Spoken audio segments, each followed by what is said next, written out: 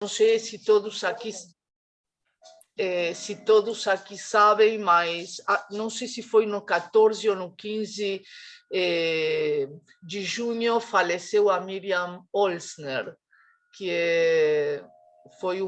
era um membro muito assíduo do Nuejuki desde o início.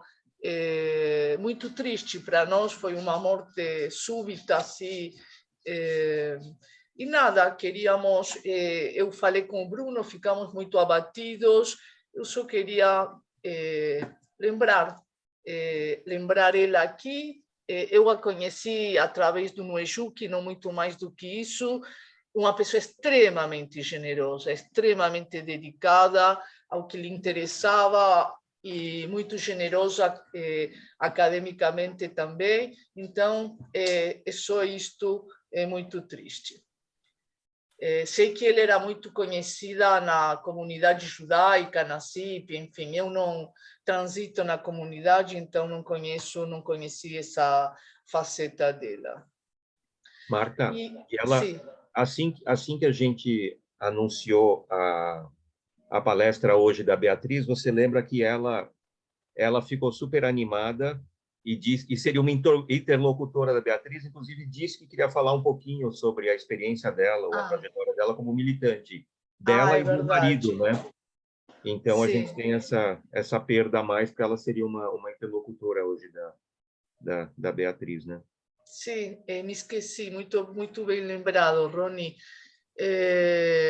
Então, é o último encontro neste primeiro semestre. Agora que somos poucos, talvez eu deixo isso para, antes de passar a palavra para o Rony, que vai apresentar o debate. Tem uma verba para fazer um e-book, que seria muito importante que um Nuejuki, que um GT, no final das contas, escrevesse algum livro. E se vocês tiverem ideias de como esse livro, porque há financiamento para isso, podemos pensar em material para graduação, podemos pensar em pesquisas próprias, mas o judaísmo contemporâneo é tão abrangente que eu não consegui ainda pensar o que a gente poderia fazer no final do ano em forma de e-book. E é isso aí. Então, é um prazer tê-la aqui, Beatriz, e passo a palavra ao Rony. Tá bom. Bom, obrigado, Marta. Eu vou fazer uma apresentação rápida da Beatriz. Boa tarde a todos. Boa tarde, professora Nancy. Bom, é um prazer enorme ter a Beatriz conosco hoje. Eu vou fazer uma apresentação rápida dela, mas mais do trabalho. A Beatriz é historiadora e eu queria destacar, entre muitos trabalhos e atuações da Beatriz, eu queria destacar o livro Baile de Máscaras, que na verdade é o mestrado dela originalmente, defendido na Federal Fluminense. O livro é de 1996. Fiquei muito contente de ouvir da Beatriz agora que uma terceira edição vai ter um texto novo dela contando tudo o que aconteceu. Afinal, nós estamos falando de mais de 25 anos desde a publicação desse livro, que é o primeiro livro, enfim, em português sobre o tema, exclusivamente sobre o tema das prostitutas judias no Brasil. E eu acho que é importante, assim, é importante ressaltar sempre o quanto esse livro ele é um livro inaugural, quer dizer, e a gente tem falado bastante nisso nas nossas reuniões, e eu acho que é importante, depois eu queria também fazer perguntas para a Beatriz, como livros como o dela, depois de 25 anos, eu quero perguntar depois, quer dizer, em que ponto nós estamos do conhecimento, não só do debate, mas do conhecimento das fontes e dessa história. E a impressão que eu tenho é que a gente tem muitas oportunidades desperdiçadas também a partir de um livro que, afinal, foi publicado há 25 anos atrás, né? Eu falei, quando a gente conversou, por exemplo, o livro do Jeffrey Lesser, ou mesmo o livro do professor Hatter, que é um livro na área de sociologia, quer dizer, como esses livros que já foram publicados há 20, 30 anos, inauguraram campos, na verdade, de pesquisa e de conhecimento nessa área vamos dizer, da história da presença dos judeus, com muitas interfaces, né? Depois a Beatriz tem um outro artigo, entre muitos, que é o Nem Bandido Nem Herói, sobre militantes judeus de esquerda. Imagino que ela vai falar sobre isso pelo título da palestra dela, que também é um artigo único no gênero sobre esse assunto, com tantas possibilidades de pesquisa, mas eu acho que esse é um tema mais direto dela hoje. E a Beatriz, o doutorado da Beatriz é sobre o período da ditadura militar no Brasil, sobre censura e jornalistas. defendido na Unicamp. E, para destacar, entre muitas outras facetas do trabalho da Beatriz, ela foi diretora-geral, não sei exatamente o nome do cargo, do Arquivo Geral da cidade do Rio de Janeiro, se não me engano, de 2005 a 2020. É isso, né, Beatriz? Por 15 anos. O que também é uma informação muito interessante nesse país, né? Quer dizer, uma pessoa, uma historiadora que permanece numa função dessas, um arquivo tão importante por tanto tempo, e a Beatriz, nessa posição, se tornou, quando ela fala que ela é historiadora e arquivista, mas ela se tornou uma referência em toda essa área de gestão de instituições arquivísticas e de memória, e tudo que tem a ver com arquivos, publicação de revista, organização tudo que envolve o trabalho enfim, de gerir e melhorar um arquivo tão relevante quanto esse. Então, é muito interessante que a gente tem todas essas facetas do trabalho da Beatriz, com essa ênfase na pesquisa de acervos. Então, só queria... É uma breve apresentação, claro que o currículo dela está disponível. Hoje ela é professora da Unirio, né? Mas eu acho que tem aí um peso nessa área judaica muito interessante, e eu fico feliz em que a gente possa aproveitar, espero que a gente possa aproveitar muito mais, ouvindo a Beatriz, mas vendo o livro, os artigos dela, os livros e artigos, e quantas possibilidades de pesquisa a gente tem a partir disso. Então, obrigado, Beatriz. Boa palestra a todos. Então, primeiro, queria agradecer ao convite da Marta Toppel, da professora Marta Toppel, para estar aqui. Lembrar que a gente se conheceu, a Marta e eu, não no meio acadêmico, mas através da mãe dela, que se apaixonou pelo balé de máscaras. Foi aí que eu conheci a Marta.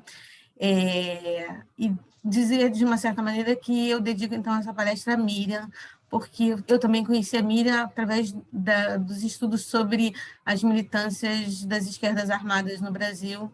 Então, é uma pena a gente não poder estar com ela aqui.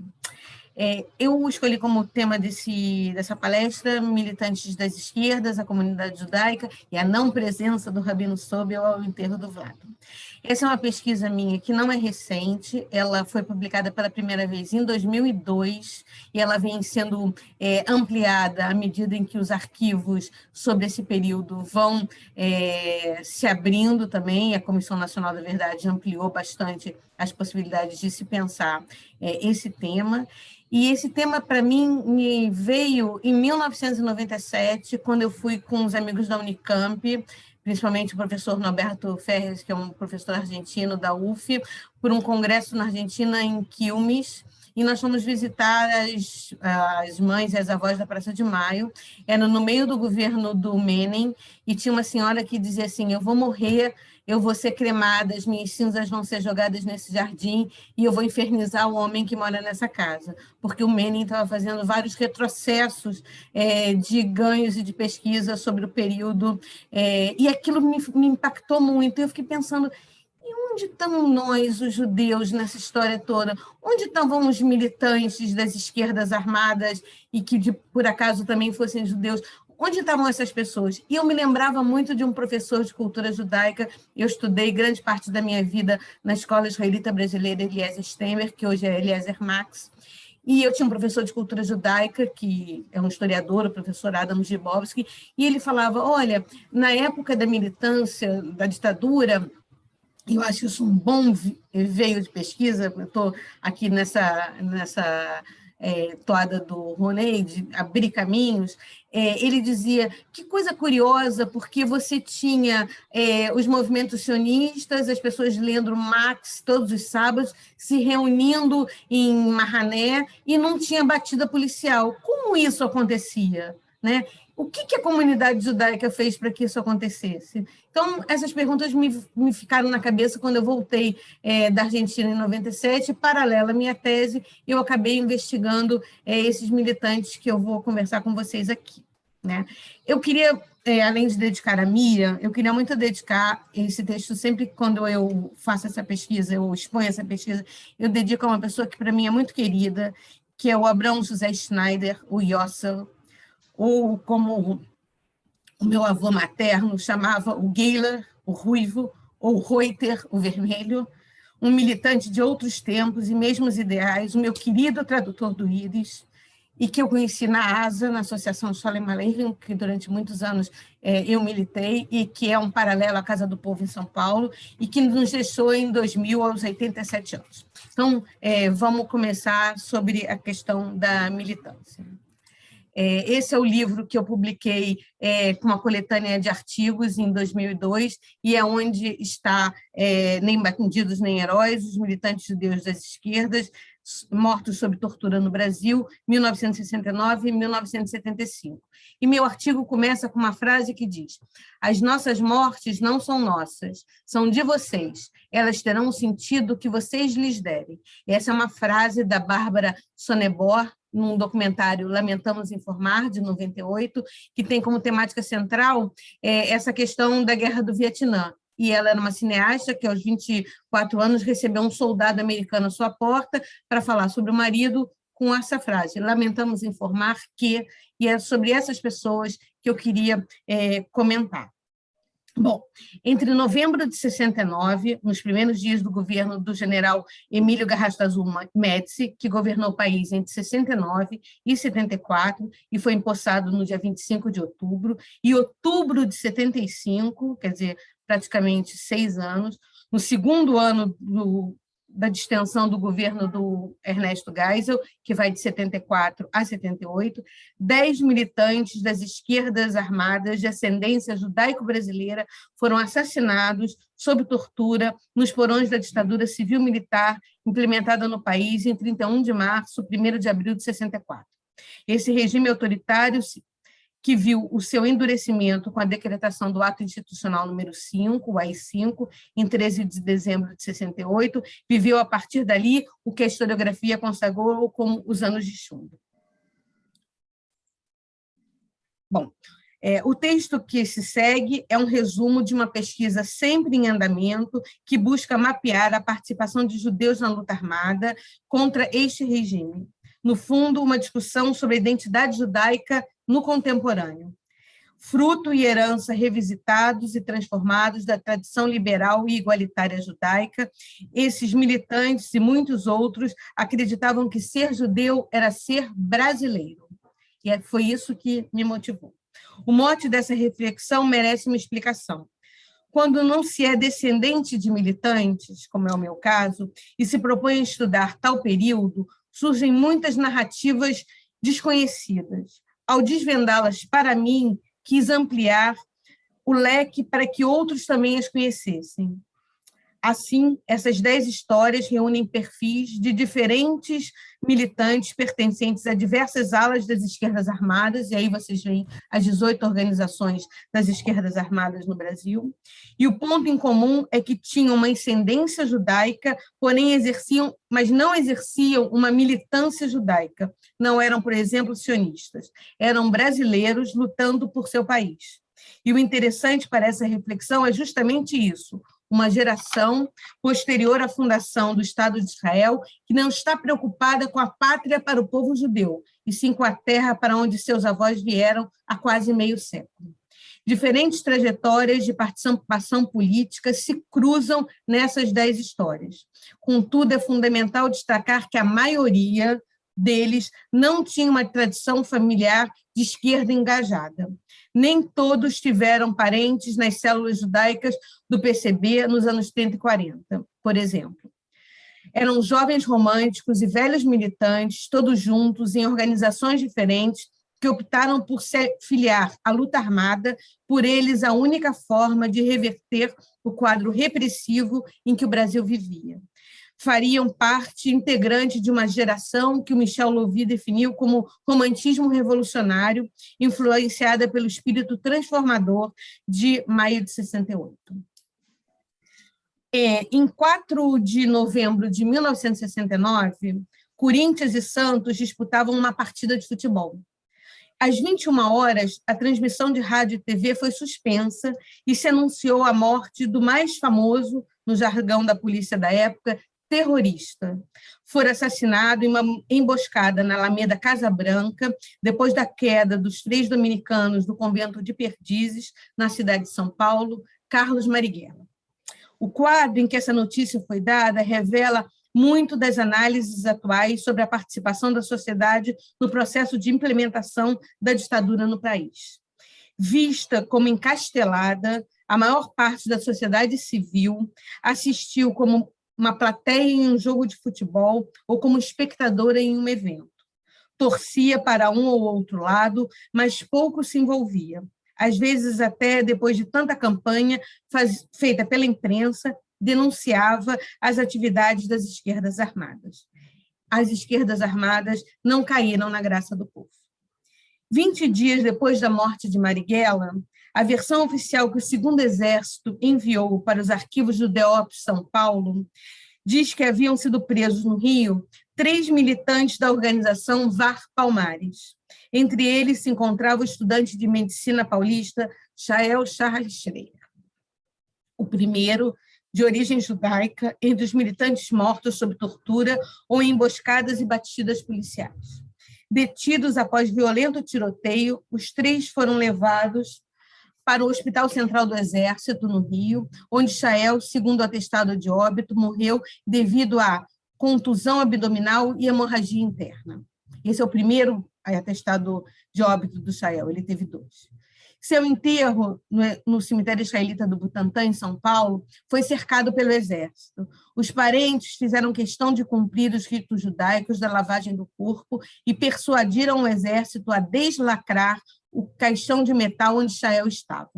O jornalista Bernardo Kucinski, amigo da família, relatou o episódio na revista Veja. O primo de Chael, Jaime Schreier, que participou da lavagem do corpo, definiu em uma frase a brutalidade sofrida. Ele apanhou como um cavalo.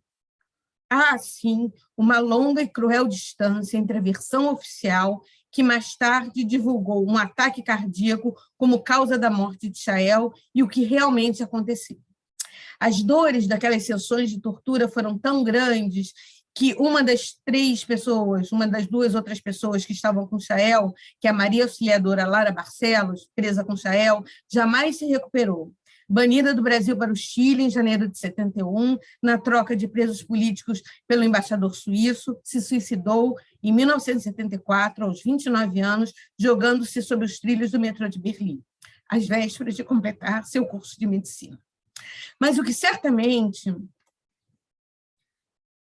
o jornalista Bernardo Kucinski não podia prever, enquanto reportava o enterro de Chael, é que ele mesmo, 5 anos depois, em abril de 74, no início do governo Geisel, que prometia o fim do terror, teria que regressar às pressas da Europa para buscar sua irmã, a professora de Química da USP, Ana Rosa Kucinski Silva.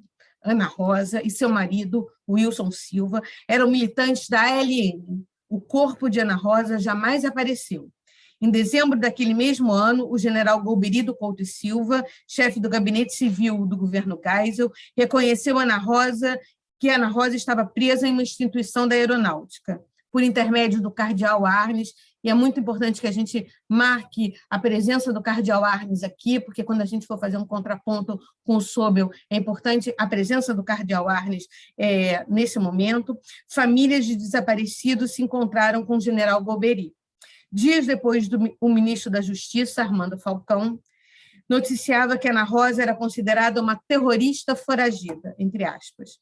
Ela e seu marido foram provavelmente levados para a Casa da Morte, em Petrópolis, e lá assassinado, como o Cláudio Guerra denuncia e relata, mais que denuncia, relata na Comissão Nacional da Verdade, no Rio de Janeiro.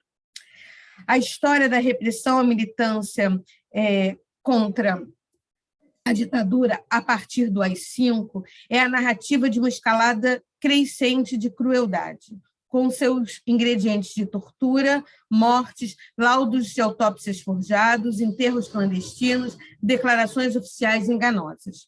Traços presentes na trajetória do estudante de economia carioca José Roberto Spigner. militante do MR8, antes da DI da Guanabara, participante do ato político de captura do embaixador americano no Rio, em setembro de 69, e morto aos 21 anos, em fevereiro de 70. É muito emblemático, porque o artista plástico Carlos Ilho, ele fica preso, ele não é trocado por nenhum embaixador, ele fica preso por quase 10 anos, e quando ele sai, ele faz uma retrospectiva no Museu de Arte Moderna, e ele dedica no catálogo essa exposição nos anos 90 ao Beto, né, ao Zé Roberto Spigner. E ele diz: queria homenagear, sobretudo, o Zé Roberto Spigner, foi meu primeiro amigo a morrer. De certa maneira, de certo modo, devo-lhe a vida. Bom, então, a morte do Beto, do Gelson Reich e da Ana Maria Nassinovic Correia, elas estão interligadas. O Gelson foi morto aos 22 anos, assassinado em São Paulo em fevereiro de 72, e a Ana Maria Nassinovic Correia também era militante da LN, ela era carioca, filha de pai judeu, morta em São Paulo em julho de 72, e que, ironicamente, foi condenada à revelia a 12 anos de prisão em outubro de 73, apesar de sua morte oficialmente decretada. É importante aqui uma ressalva. Se essas 10 histórias apontam para uma atitude radical das esquerdas, existem outras diametralmente opostas, como a do médico legista que assinou os atestados de óbito de Ana Maria Nassinovic Correia e Gelson Reich. Eu me refiro a Isaac Abramovich. Se no caso de Ana Maria ele não declarou os 2 tiros levados por ela, no caso de Gelson, um rapaz que ele conhecia de infância, eles moravam no mesmo prédio e eles todo dia marcavam quem é que ia sair primeiro de carro para que o carro ficasse na frente e não atrapalhasse o outro, né? Então, o Abramovich formulou um outro laudo para sua causa-morte, e ele atestou o nome falso de Emiliano Cessa. O corpo foi encaminhado para o cemitério de Perus, para a Vala de Perus. E, após um telefonema anônimo à família de Gelson, provavelmente do Abramovich, foi então removido pela família para o cemitério israelita do Butantã. Como a Cecília Coimbra, que foi por muitos anos presidente do grupo Tortura Nunca Mais, nos conta, eles abriram vários processos contra o Abramovich e contra o Chabata, no CRM de São Paulo e do Rio. Eles conseguiram vários sucessos condenando médicos em processos no CRM, mas, infelizmente, esses 2 eles não conseguiram em nenhum momento que fossem punidos, né? Nesse período danoso, despontam personagens emblemáticos, mistos e mitos de liberdade e busca, como Yara Yavelberg, que está aqui num dos cartazes que a polícia distribuía dos bandidos terroristas procurados. A Yara é, na primeira fila, a última da esquerda para a direita, né? O nome dela está embaixo. Como Yara Yavelberg, para todas as mortes de militantes, há sempre 2 versões. Para Yara, não seria diferente. Teria ela se suicidado ou não quando cercada pela polícia em um apartamento em Salvador, naquele 20 de agosto de 71. Pela biografia de Yara, a mulher de Carlos Lamarca, o capitão do Exército Brasileiro, que deserda levando armas do quartel de Quitaúna, em São Paulo, escrita pela jornalista Judith Patarra, sabe-se que muito jovem, aos 16 anos, ela se casou na comunidade judaica com o médico Samuel Haberkor, mas o seu percurso pelas organizações das esquerdas armadas, que revela um perfil semelhante a de muitos outros desse período, vai dar a ela uma outra história. 2 dos seus 3 irmãos também tiveram uma trajetória semelhante, o Raul e o Samuel, que também tomam a mesma direção e se engajam na luta, mas se exilam. No livro de Patarra, um fato interessante é a reconstituição dos laços dessa geração, mas também de outras relações desse grupo para fora do universo dos amigos judeus. Compreender o que levou à opção da luta armada, de onde vieram e que perfil tinham. Muito é ajudado pela trajetória que a Patarra faz. Toda essa gama de afinidades eletivas que formam gerações, grupos e espaços de sociabilidade. A Yara militou na Polop e, na seção dessa, formou a VPR, na qual conheceu Lamarca, e quando ele se transferiu para o MR8, o seguiu. Se há uma nuvem de glamour que envolve a militância armada até a captura do embaixador americano em 69, o que vem depois, entre fins de 69 e 1972, é um massacre. Os que ficam como sobreviventes e fora das prisões têm a opção do exílio. Lamarca não o quis e Iara o acompanhou nas tentativas de resistência rural no Vale do Ribeira e em Brotas de Macaúba, na Bahia. Na esteira da gana da polícia política pelos líderes do movimento armado, Marighella já havia morrido, seu sucessor, Joaquim Câmara Ferreira, o Toledo, foi assassinado em outubro de 70, e desses integrantes e dirigentes de maior vulto, faltava capturar Lamarca, que cairia em setembro de 71. Um mês antes, então com 27 anos, Iara foi localizada e havia morrido. Iara, a mítica, a mulher do ex-capitão do exército desertor. No desenho de Patarra, ela é uma simbiose da liberdade e da angústia, mas o que lhe havia acontecido nos seus últimos momentos permaneceu não revelado até as últimas semanas do ano 2000. Depois de 29 anos, o impasse sobre as circunstâncias da morte de Iara começaram a ser esclarecidos. A primeira Câmara de Direito Privado do Tribunal de Justiça de São Paulo decidiu, por maioria, que a família da militante política Iara Yavelberg tinha o legítimo direito de transladar seus restos mortais da área reservada aos suicidas no cemitério do Butantã. Isso porque a família entrou em contato com o Sobel tentou, de algum modo, junto à Hevra Kadisha, de que se pudesse fazer a exumação do corpo de Iara. A Hevra Kadisha foi intransigente e o próprio Sobel aconselhou a família da Iara a enfim, entrar na justiça, e foi pela justiça que se consegue transladar o corpo, se constatar que a Iara tinha sido assassinada e se retirar a Iara da quadra do cemitério do Butantã para os suicidas. Então, vamos chegar à famosa quadra dos suicidas e a questão do Vlado e do Sobel. Existia uma quadra para os suicidas no Butantã, que era no setor G, entre as quadras 25 e 28. A Iara estava na G26, Lábide 57. E o Herzog estava na está na G2864. Essa quadra de suicidas não existe mais, e num determinado momento da pesquisa, as pessoas sabem que eu gosto de um cemitério, então eu fui lá visitar a Iara, e eu levei um susto quando eu levantei os olhos e eu dei de cara com a lápide do Vlado, que estava a 2 ruas da lápide da Iara. E a gente sempre escutou a famosa narrativa do Sobel de que ele teria enterrado o Vlado no meio do cemitério para não adentrar a essa narrativa de que o Vlado teria se suicidado, mas sim que ele teria sido assassinado.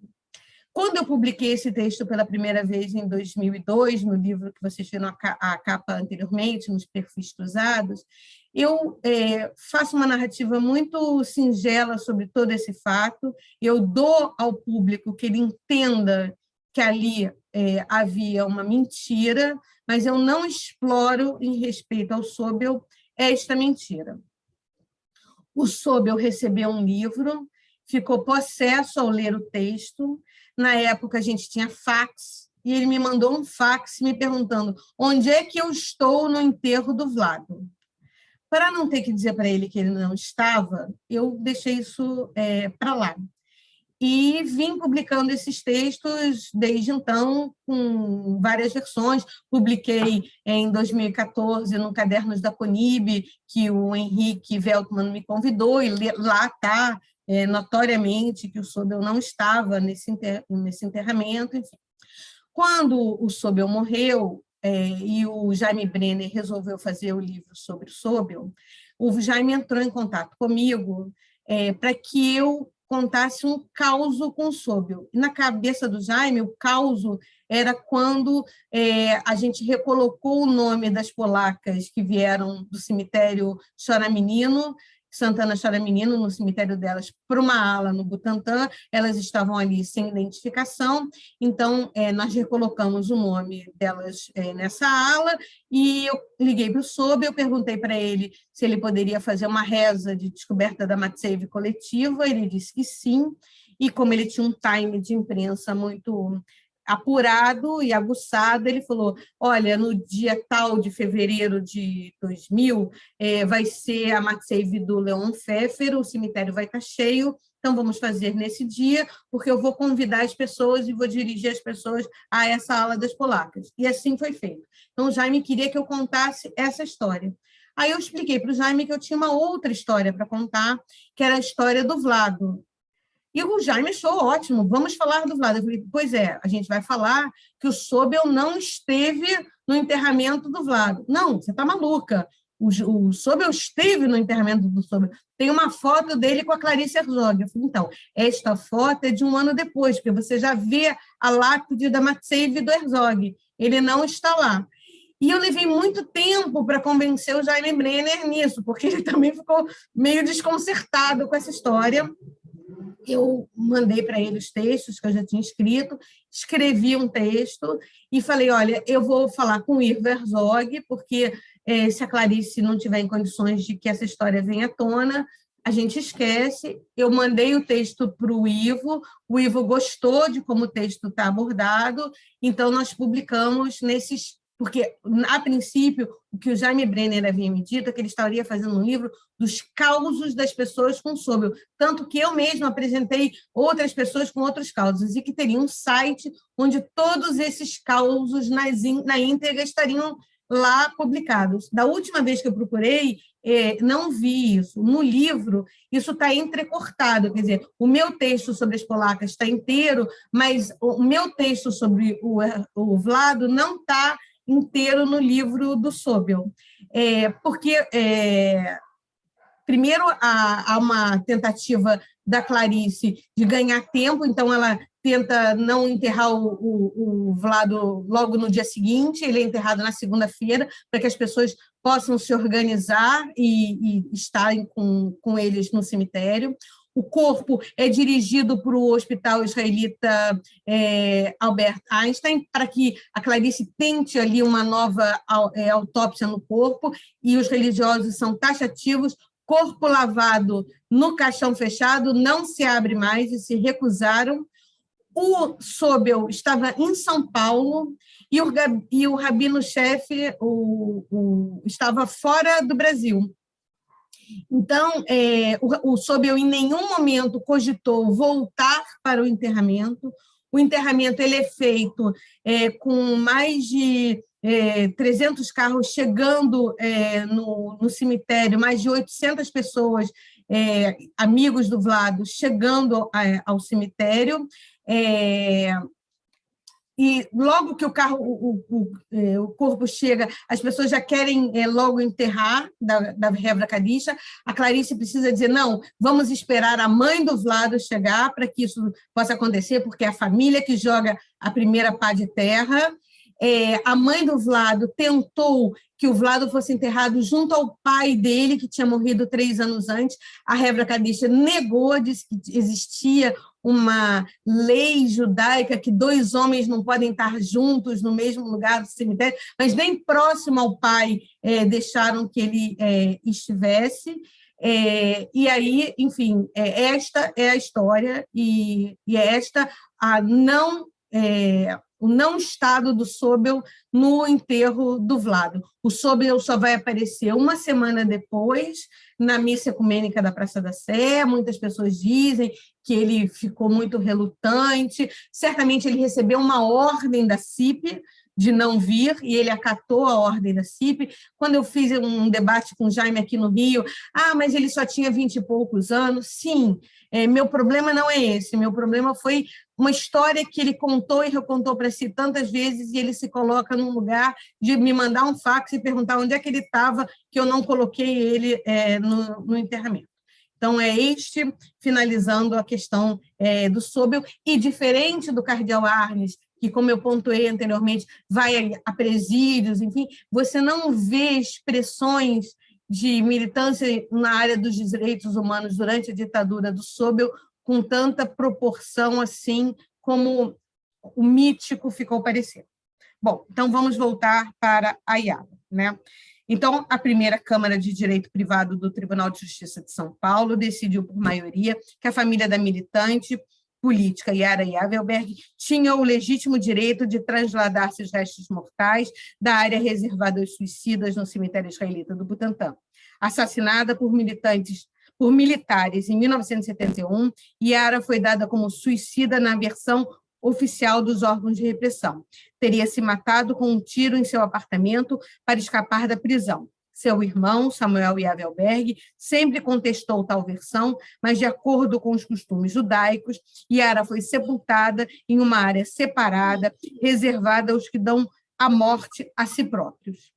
A decisão judicial é mais uma recorrência de que houve homicídio e que os laudos da época são falsos, como aconteceu com os assassinatos de vários militantes do período da ditadura. Essa é uma declaração do então deputado estadual Renato Simões, do PT, então presidente da Comissão de Direitos Humanos da Assembleia Legislativa de São Paulo, que acompanhou o caso. Investigações posteriores indicaram que Yara foi morta com uma rajada de metralhadora disparada pelo sargento Rubem Otero, da Marinha, de acordo com um relato do contra-almirante Lamartine Andrade Lima. O deputado Simões critica a própria comunidade israelita, que não aceitou sepultá-la de acordo com os ritos normais. E aí eu cito ele, uma vez que a exumação do corpo para comprovar o homicídio foi dificultada pela tradição religiosa. Bem perto do local onde Yara estava sepultada, quase numa área limítrofe, encontra-se até hoje o corpo do jornalista Vladimir Herzog, um dos últimos a morrer nos porões da ditadura por suas relações com o PCB. O caso de Vladimir Herzog, assassinado em outubro de 75, detonou uma crise na cúpula do governo Geisel e mostrou que a abertura lenta e gradual esbarrava com uma ainda quente máquina de tortura. Em São Paulo, o governador escolhido, Paulo Egídio, que governou entre 75 e 79, nomeara para a Secretaria de Ciência, Cultura e Tecnologia, recém-criada, o empresário José Mindlin. E esse escolheu Vlado como diretor de jornalismo da TV Cultura Fundação Padre Anchieta, única e exclusivamente pela sua experiência na BBC de Londres, que o fazia o melhor candidato. Como era de praxe, os nomes deveriam passar pelo crivo do SNI, que aprovou a escolha. A partir de sua contratação e das alterações no conteúdo jornalístico da emissora, travou-se uma intensa campanha na imprensa e na TV contra Vlado. O jornalista Cláudio Marques, que eu entrevistei para minha tese de doutorado, que encabeçou essas ações, acusou a TV estatal de pró-Vietnã e o secretário Mindlin de secretário cor-de-rosa ou de um criptocomunista. Alguns jornalistas amigos de Vlado estavam sendo presos no começo de outubro de 75, como o Fábio Conder Comparato e o Paulo Marcu. Em 24 de outubro, agentes do DEOPS foram à casa de Herzog intimá-lo. No dia seguinte, Vlado se apresentou espontaneamente à Rua Tutóia e faleceu horas depois. O jornalista Cláudio Marques estampou na sua coluna de Shopping News, no dia 26 de 10 de 75, com Vlado já morto, a seguinte nota: há certas horas em que a gente, com o mais puro sentimento de coleguismo, fica preocupada com os novos episódios com os hóspedes do Tutóia Hilton. Ele chamou o doicode de Tutóia Hilton. A morte de Vlado catalisou a grande imprensa. A foto do estranho enforcamento tornou-se um símbolo. O jornalista Mino Carta, diretor de redação da revista Veja, escreveu um parágrafo ao editorial de 5 de novembro de 75, com o título Garantia da Tranquilidade. Então, o editorial da revista inteiro, naquela semana, foi apenas um parágrafo, e resumiu o momento. E eu cito aqui: algum tempo talvez tenha de passar antes que se possa meditar e analisar o exato significado da visita do presidente Ernesto Geisel a São Paulo. Em todo caso, desde já são evidentes a honradez, a integridade e o alto sentido de responsabilidade do presidente da República, tanto quanto a serenidade e as inequíveis esperanças da população de São Paulo e toda a nação brasileira. Na impossibilidade de apresentar um quadro menos genérico, Veja declara o débito de uma contribuição mais explícita a essa serenidade, a essa fé, que confia poder saudar tão logo lhe seja possível. Isso porque existia um órgão de repressão chamado SIGAB, que soltava semanalmente, diariamente, dioturnamente, notas às redações, eram conhecidas como os bilhetinhos da censura, que diziam de ordem superior, tal, e um de ordem superior de ordem superior não se fala do assassinato do Vlado. Então, por isso, o Minocarta solta esse editorial. O débito que Veja se autocredita era o do silêncio. Acusado de suicídio, a morte de Vlado expunha que o projeto de extensão lenta de Geisel encontrava dissidências. Uma semana depois, São Paulo assistiu à missa na Catedral da Sé como um ato de protesto. E aí que é o apogeu, o início da carreira do Rabino Sobel nos direitos humanos. Contudo, mais um operário morreria nas dependências do Segundo Exército até que o general Ednardo Dávila, seu comandante, fosse exonerado. Na sequência, o golpista Silvio Frota, ministro do Exército, também caiu. Mas a máquina de tortura ainda estava muito quente. Homens treinados e que ganhavam muito dinheiro por fora não conseguiam parar. No entanto,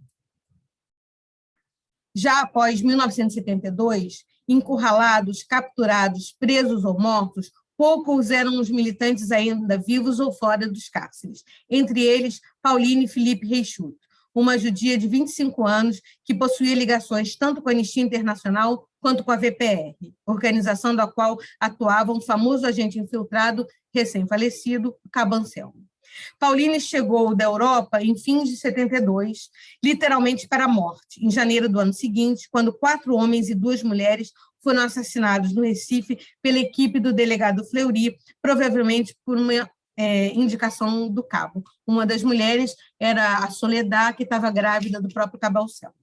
Concomitante a essas ações, entre abril de 72 e fins de 74, o PCdoB realizou uma experiência de guerrilha rural que ficou conhecida como a Guerrilha do Araguaia. Chega-se assim aos 2 últimos personagens dessas 10 histórias, Maurício e seu filho André Grabois, que ontem comemorou 76 anos de vida, se estivesse vivo. A luta travada no Araguaia entre os militantes do Exército é uma narrativa de uma assassina e de uma guerra praticamente sem prisioneiros. As mortes ali giravam em torno de 59 a 92 militantes, onde os números de desaparecidos são imprecisos. Eu fiz questão de botar essa foto do André e essas ruas no Rio de Janeiro, porque quando dos 50 anos do golpe, eu, enquanto diretora do Arquivo Geral da Cidade, também dirigia um órgão da prefeitura que sugeria ao prefeito os nomes de rua. E aí eu fiz um convênio com o pessoal do Tortura Nunca Mais, e a gente nomeou ruas de militantes que ainda não tinham sido nomeados pelo prefeito Saturnino Braga, que faz uma coisa maravilhosa, porque mesmo sem o habeas data, ele confere a essas pessoas o falecimento e dá nome de ruas a ela, e aí eu apenas completei com os militantes que não tinham sido nomeados até então. Bom, Maurício um dos 14 deputados do PCB eleitos na Assembleia Nacional Constituinte de 46, chegou ao Araguaia em 67, um dos primeiros, e desapareceu em um cerco do Exército no Natal de 73, aos 61 anos. Seu filho André, ou José Carlos, seu nome de guerra, morreria 2 meses antes, em outubro de 73, aos 27 anos. Não chegou a conhecer seu filho, João Carlos Grabois, com Crimeia de Almeida, que voltou a São Paulo para tê-lo. Quando se estuda a luta armada, um conceito é recorrente, o da sobrevivência. Os que ficaram para contar se auto-intitulam sobreviventes. Essas 10 histórias são dos que não conseguiram chegar a esse patamar, tombaram antes. Para Daniel Arão Reis Filho, ele mesmo um ex-militante do MR8 e participante da captura do embaixador americano, e hoje professor titular de História Contemporânea da UF, foi exatamente nessas circunstâncias, em válvulas de escape, que alguns grupos de esquerda, desesperados e desesperançados, se lançaram à luta armada. Constituídos fundamentalmente por jovens estudantes audaciosos, mas inexperientes, foram destroçados em uma luta desigual contra os aparelhos da repressão. Bravos jovens, radicais, equivocados, mas generosos. A rigor, a ditadura sempre, segundo essas versões, fora grande responsável pela luta armada, redimensionada como uma reação desesperada à falta de alternativa. Essas tão rápidas pinceladas são as 10 trajetórias dessas narrativas, estão muito longe de qualquer análise que os vitime. Envolvidos com os pressupostos do socialismo, acreditavam no internacionalismo, portanto, eram múltiplos, eram judeus, eram brasileiros, eram do mundo. Engajados em uma viagem semelhante, mas não igual, há várias gerações de intelectuais brasileiros desejavam a utopia dos românticos revolucionários de Louviers. Netos ou mesmo imigrantes não precisavam sair daqui para construir um mundo melhor. Era nesse território místico e mestiço que queriam ousar lutar, ousar vencer. Obrigada.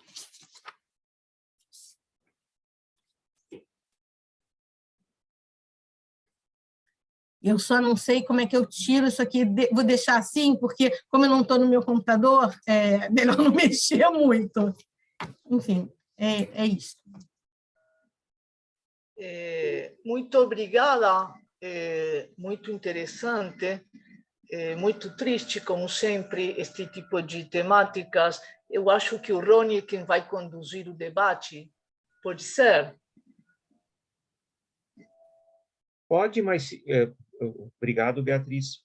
Obrigado, Marta. Pode ser, mas se o Adnan quiser organizar as inscrições, eu até prefiro, Marta. Claro, ok. For levantando a bola, então, eu tenho algumas questões.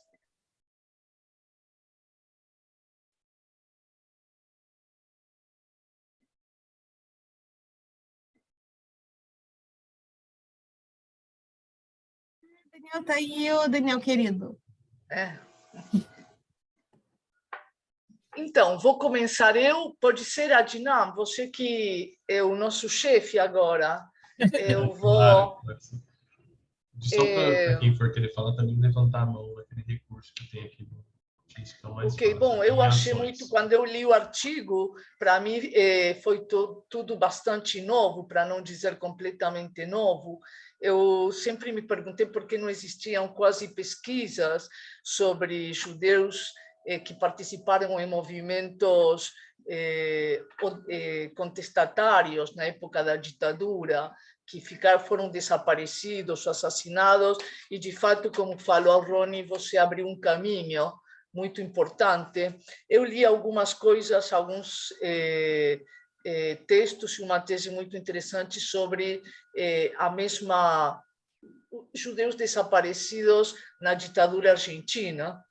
E também tenho uma amiga que pesquisa, eu comentei isso com o Bruno e com o Rony, no encontro informal, que pesquisa os judeus do Oriente Médio, isto é, da Síria, do Líbano, que também, apesar de serem vistos como muito tradicionalistas, ortodoxos, geralmente de direita, houve alguns deles, dezenas, que participaram desses movimentos da guerrilha. Tem alguns desaparecidos e tem outros que foram presos e foram soltos.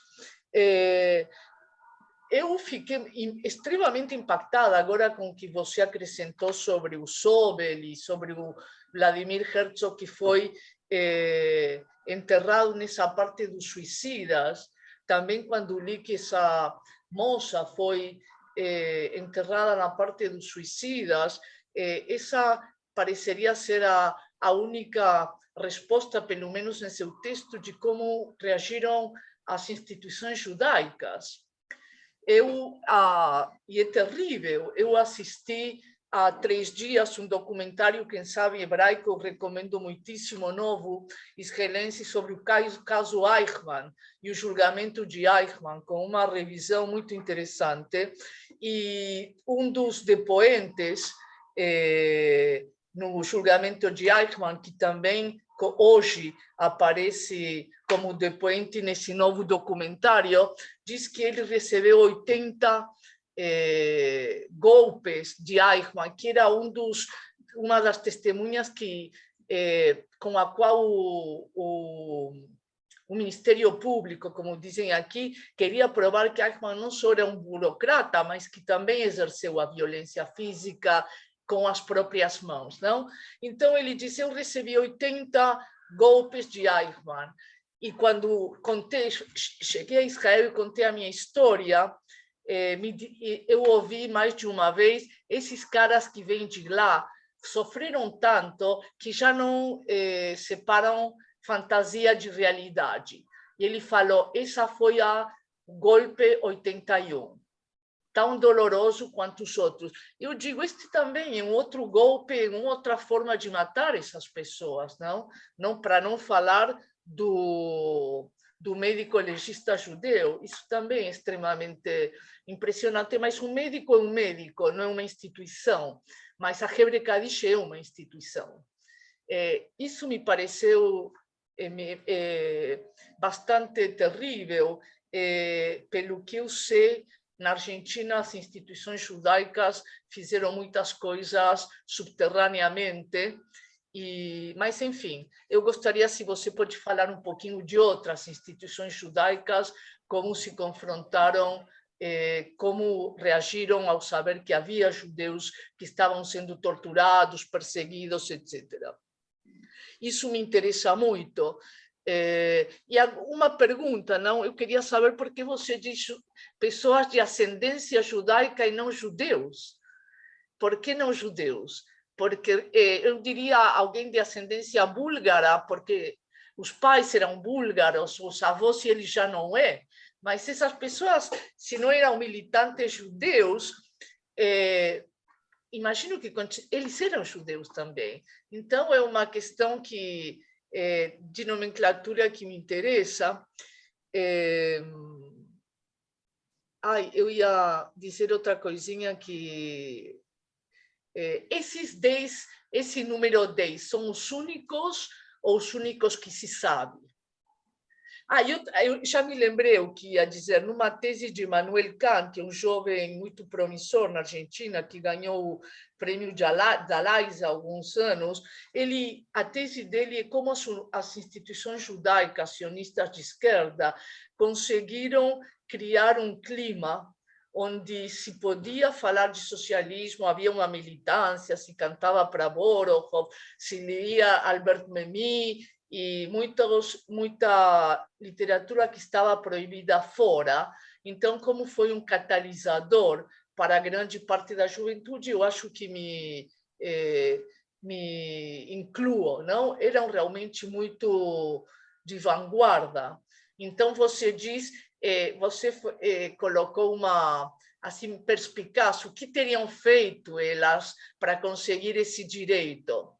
Eu não me lembro se isso foi realmente um status quo tácito no caso da Argentina. Essas instituições não foram tocadas. Shomer Hatzair, e inclusive o Clube Hebraica tinha cursos com bibliografia de Trotsky, enfim, isso funcionava. Então, é isso, para fazer um contraponto com o caso argentino. Eu estava olhando, na Argentina, 794 desaparecidos judeus com nome e sobrenome, mais outras centenas, se não 1000 e poucos, que foram exilados, mais mortos que não enfim, se perdeu o rastro deles.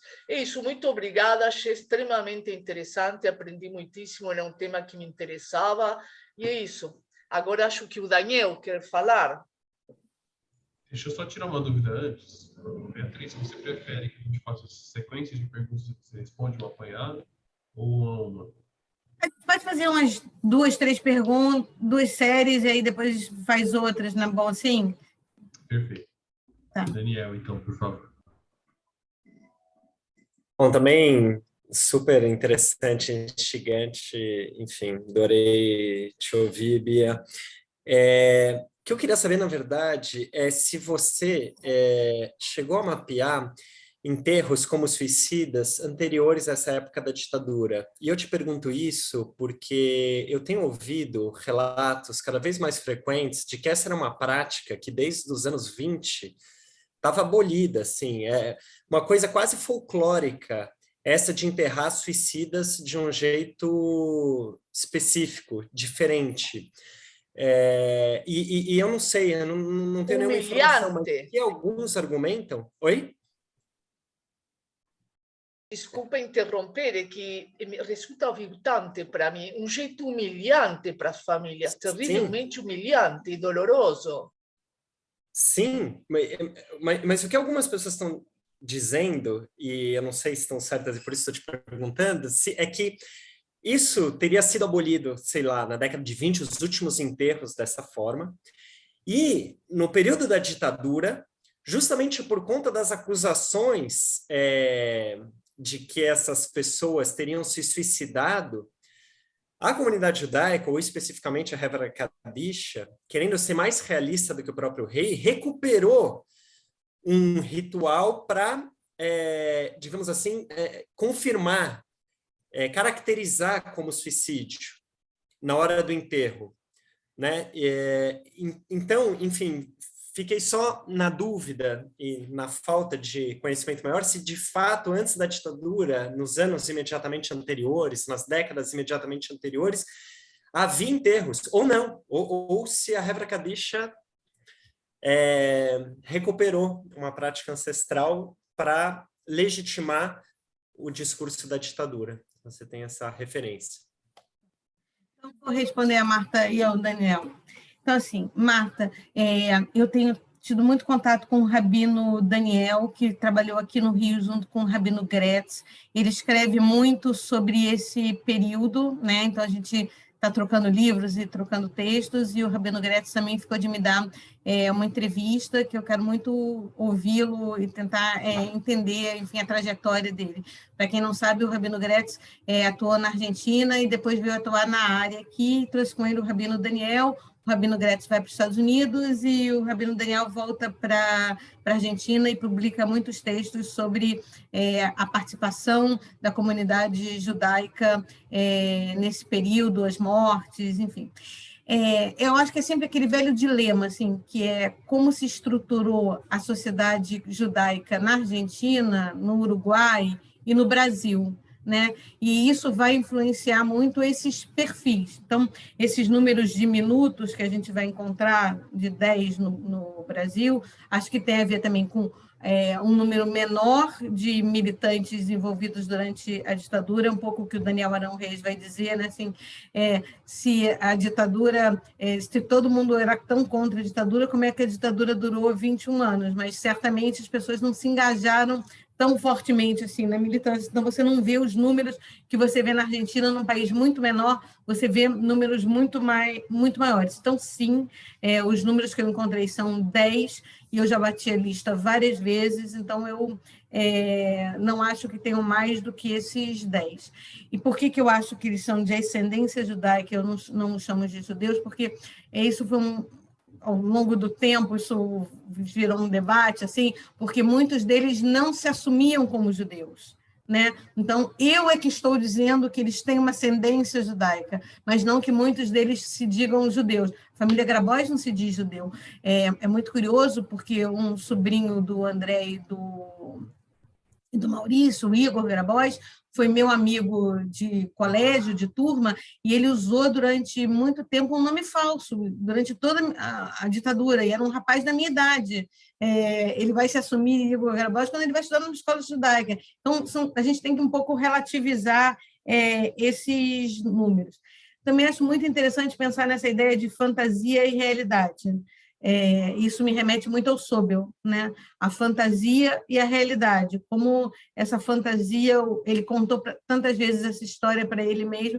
Eu não estou punindo ele, nem estou dizendo que eu o odeio, nada. Não, ele foi muito bacana comigo em algumas vezes, tal. Eu só estou tentando mostrar uma dada trajetória da militância que ele, enquanto representante de uma instituição judaica, vai falar muito de como as instituições judaicas se comportaram nesse momento. E aí eu volto à sua pergunta sobre como as instituições judaicas atuaram. É muito difícil a gente saber disso, porque, assim, por exemplo, para as polacas, eu só fui conseguir a narrativa delas sobre elas mesmas, porque eu encontrei o contador delas no Rio e porque o Jeff Lesser encontrou a documentação delas no Lar dos Velhos e depois eu pude ter acesso. Se eu bater na porta da Rebra-Kadisha de São Paulo ou no cemitério do Butantã, eles não vão me dizer assim, deixa eu olhar seus livros, posso ver como é que você fazia essas coisas? E aí eu volto à pergunta do Daniel. Eu sei que tem... o Michel German caminha por uma dada direção de entender isso, eu caminho um pouco por um outro perfil.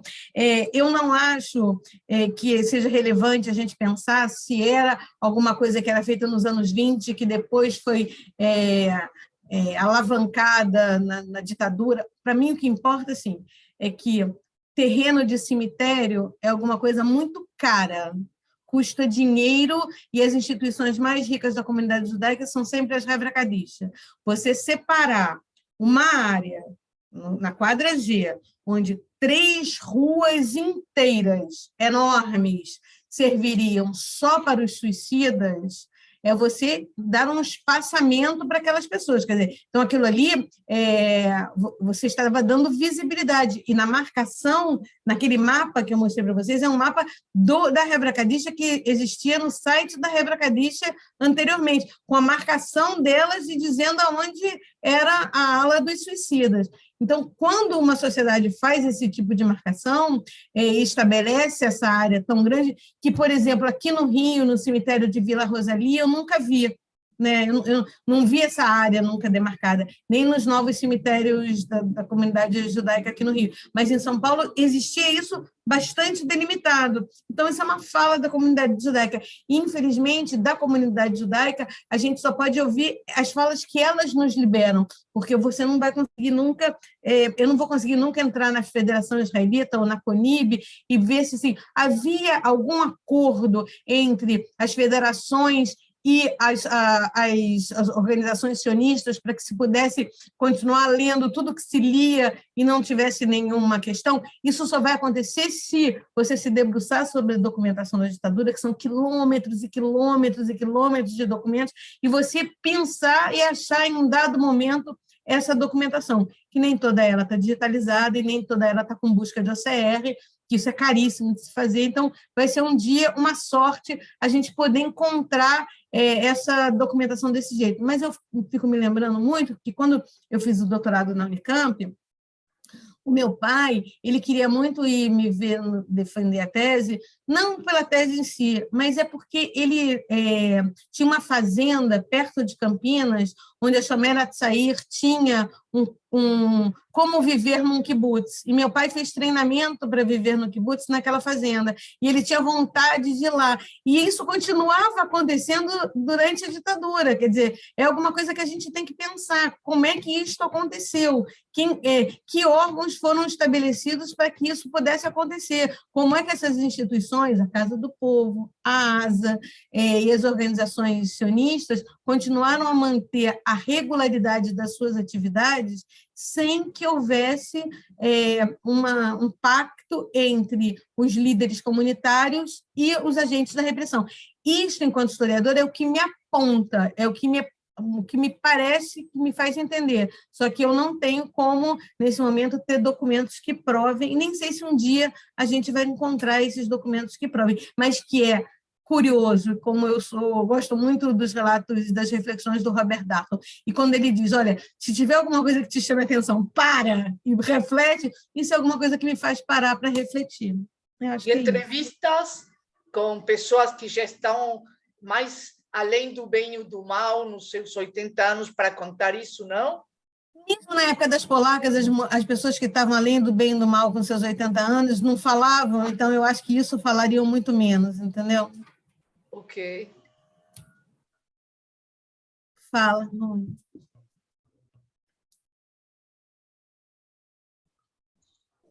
Na ordem, quem é agora? É o Sérgio, depois o Bruno. O Ronei também se inscreveu agora, tá? Antes de mais nada, olha, eu li seus textos previamente, eu gostei muito, também gostei muito da apresentação.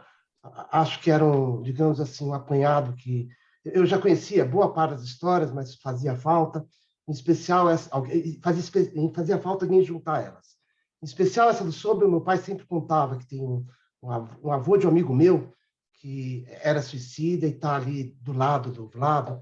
Então ele me contava essa história de que é um terreno que era suicida e que depois foi incorporado ao... Enfim, ele me contava essa história, para mim não foi surpresa, mas assim, o conjunto de informações que você reuniu eu achei muito interessante. Eu queria fazer 2 comentários mais gerais e uns pequenininhos. Tá? O primeiro, logo no início da sua apresentação e também logo no início de um dos seus textos, você faz essa distinção entre, olha, na década de 60, logo após a criação do Estado de Israel, tinha judeus ou de ascendência judaica que eram brasileiros e não estavam preocupados com a construção do lar nacional judaico, né? Eu tenho a impressão assim que assim, posso estar enganado, mas que assim que o sentido da palavra sionista na década de 60 era muito diferente do sentido da palavra sionista hoje, tá?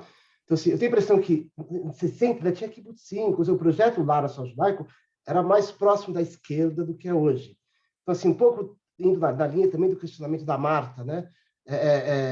Eu tenho a impressão que assim, muita gente que queria ser de esquerda encontrou naquele sionismo dos anos 60 uma maneira de se encaminhar. Não todos, alguns foram para o luta armado e tal, mas eu acho importante quando você, logo no começo do artigo e também sua apresentação, tomar cuidado com o significado da palavra, que eu acho que mudou muito nos últimos anos, e eu acho que pode dar enfim, abre interpretações diferentes da que talvez você queira dar, ou talvez da que eu tenha escutado, eu não sei direito. Tá? A segunda coisa, então, uma primeira questão é essa, sionismo brasileiro de esquerda. Um segundo ponto geral, eu achei muito interessante que você contrapôs esse médico Abramovich e outros, né, de um lado, né, e de outro lado, militantes, porque de fato mostra, sabe, uma polarização, alguma coisa assim, quer dizer, a participação dos 2 polos, né, da situação difícil dos anos 60.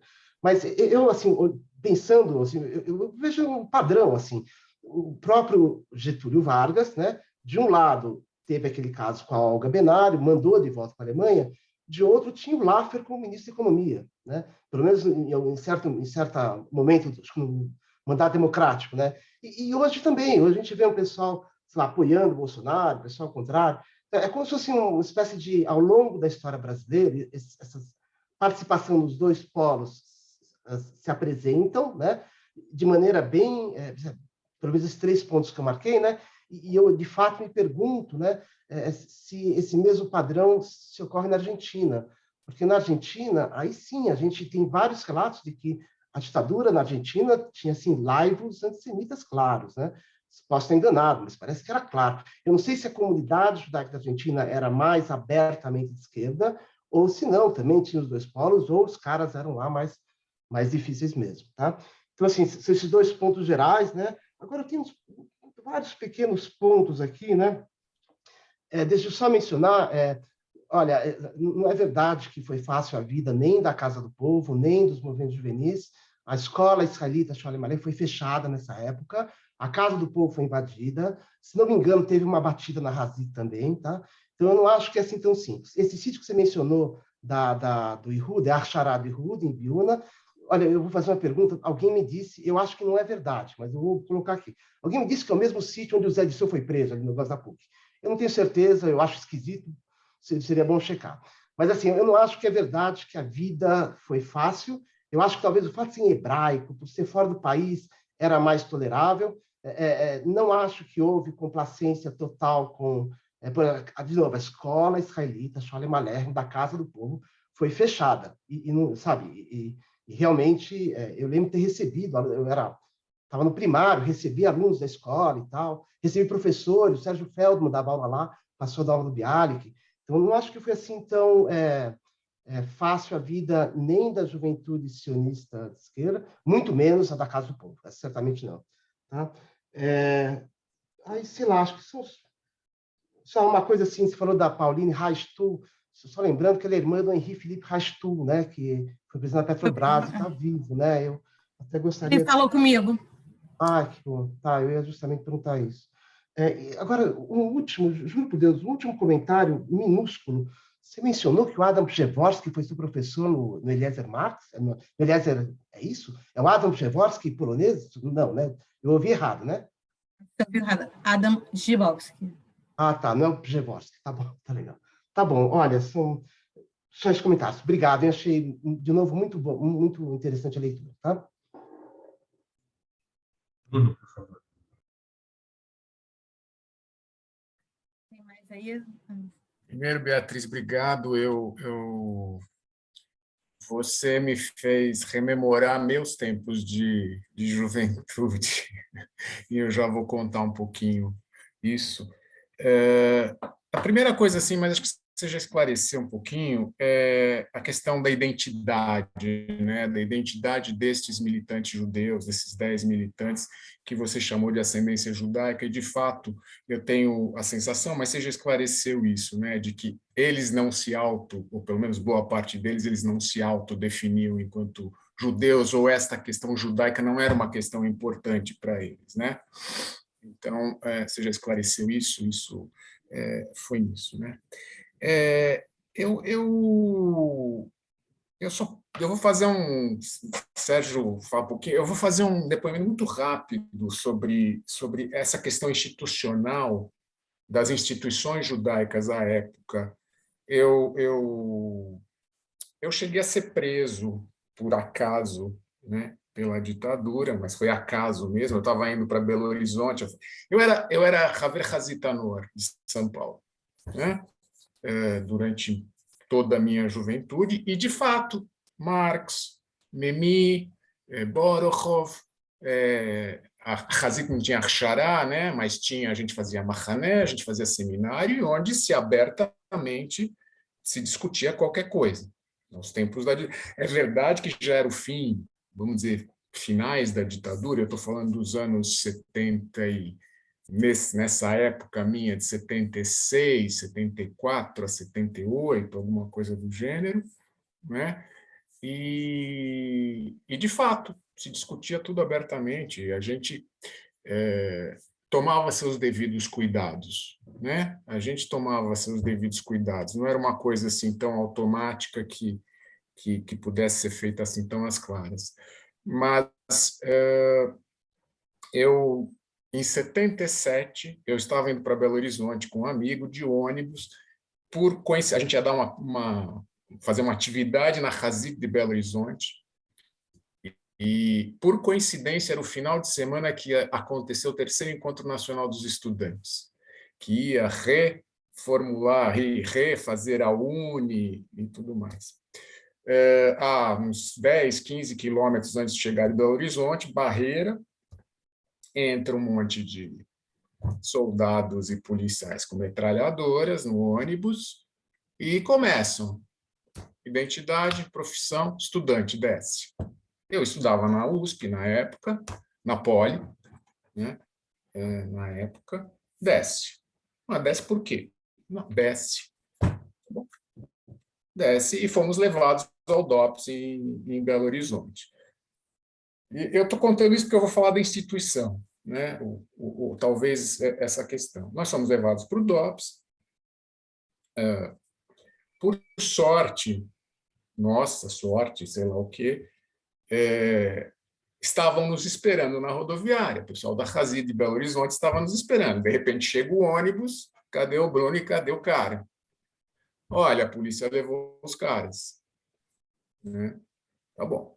Aí já aciona, aí começa, né? Então começa a acionar toda a malha, e o fato é que a gente estava lá, toca piano, presta depoimento, não sei o quê, e uma série de bobagens e tudo mais, fomos para a cela.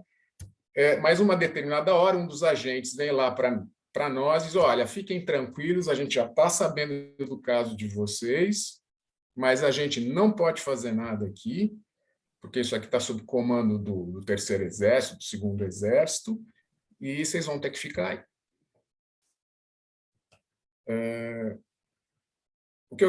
A história, assim, hoje ela é folclórica, entre aspas, né? Mas o que eu quis dizer com isso é que, de fato, a sensação que eu tenho, eu jovem, eu não conhecia as instituições no sentido do que a gente está falando das instituições, né? Federação, CONIB, CIP, Hebraico, o que quer que seja, mas a impressão que eu tenho, e depois aconteceram outras coisas, a impressão que eu tinha é que existia, assim, uma malha de proteção para conosco, para os movimentos juvenis, existia, assim, existia malhas de proteção com as escolas. Qual era o acordo, se havia algum acordo, se não havia algum acordo, eu não sei. Eu sei que depois ainda o Beno Milnitsky, se não me engano, foi quem nos chamou, porque a gente ia para Israel depois e tinha história, vai tirar passaporte, não vai tirar passaporte, vai poder tirar passaporte, não vai poder tirar. Falou, não, fiquem tranquilos, está tudo certo, não tem problema. E depois ainda 2 agentes do DOPS vieram na minha casa, na casa dos meus pais, aconselhar meus pais, e aí a gente teve que sumir com todos os livros de casa, porque a gente ficou sabendo, alguém avisou que eles vinham, não sei o quê. A gente teve que sumir com tudo de casa, obviamente, que são coisas, hoje, obviamente, folclóricas, à época, né? Então, eu entendo assim, que existia assim, se era uma coisa institucional, se era algo combinado, se não era, eu não sei, de fato. E só mais uma coisa para eu terminar, desculpem aí essa coisa mais longa. Eu não sei, como o Rony falou, eu não sei se a gente não consegue, se alguém se dedicar, não consegue desenterrar arquivos da Hevra, nesse sentido de buscar alguma coisa. É verdade que provavelmente as pessoas que estavam à liderança da Hevra na época da ditadura hoje já não estão mais, provavelmente não tem mais ninguém aí vivo, e não sei se falariam, né? Mas não sei se vale uma pesquisa, aí, se alguém se habilita a ir garimpar alguma coisa. Isso é mais área do Rony do que minha. Obrigado, desculpa. Posso falar? Bom, obrigado, Bia. Eu vou fazer algumas perguntas rápidas e alguns comentários rápidos também. Bia, queria que você comentasse de um personagem que não apareceu hoje, que é o Rabino Marcelo Hittner, que a gente também viu com surpresa quando na foto do ato, que na verdade não foi uma missa, né? Foi um ato interreligioso na Catedral da Sé, apareceu ele ao lado do Sobel, numa foto da Folha, não muitos anos atrás, e foi uma revelação. De repente ele apareceu lá. Não sei se você já se interessou especificamente por essa presença, porque ela dá enfim, acho que ela incorpora um pouco essa história da participação de, eventualmente, 2 rabinos ou da instituição. Isso é uma pergunta. Eu acho que tem em relação à questão dos suicidas, em relação ao que o Daniel falou, eu concordo com o que você falou, Bia. Eu acho que o que importa no caso do Sobel é como isso foi marcado, é um lugar simbólico, não importa se existia ou não no cemitério, quer dizer, ele foi marcado como um suicida. Então, eu acho que essa pesquisa, eu concordo inteiramente com o que você falou, Bia. E só para fazer um comentário, como eu trabalhei com essa documentação da Hevra, do cemitério israelita, o cemitério é da década de 20, então não é que já na década de 20, mas de qualquer maneira, não é tão... Eu acho que às vezes a gente olha para essa questão de identidade, mesmo no caso do sepultamento, como uma coisa muito mais normativa. E elas são muito mais negociadas. O que era um judeu para se enterrar em 1930 no cemitério da Vila Mariana não é tão cristalino e claro. Havia negociações em torno da identidade, de quem atestava essa identidade. Então, se isso havia em relação ao ser judeu, imagina o ser suicida. Então, assim, eu sei que isso parece uma abordagem estranha, mas não é tão claro dizer que alguém era suicídio em 1930. O que é um suicídio? Quem atesta que a pessoa se suicidou?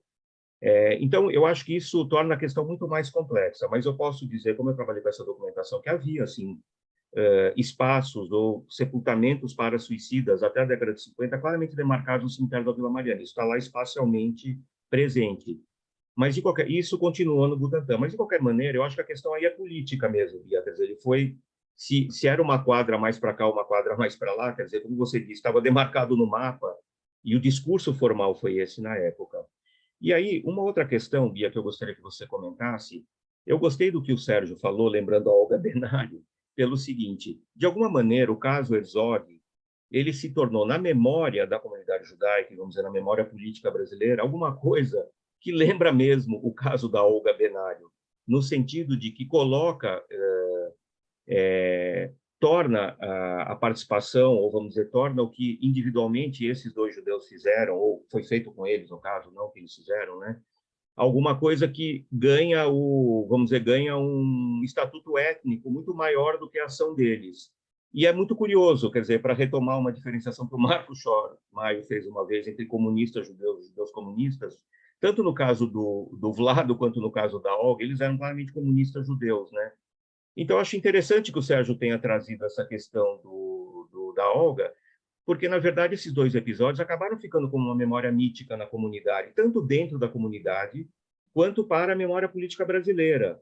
E existe uma disputa de memória, que você sabe muito bem, quer dizer, no caso da ditadura, no caso da Olga, eu não diria que a comunidade está disputando mais esse lugar, mas no caso do Vlado, aquele número da CONIB de que você participou, ele claramente era essa disputa da memória de dizer, olha, os judeus, ou a comunidade judaica, ou as instituições judaicas, tiveram uma participação na resistência ou na luta democrática durante a ditadura.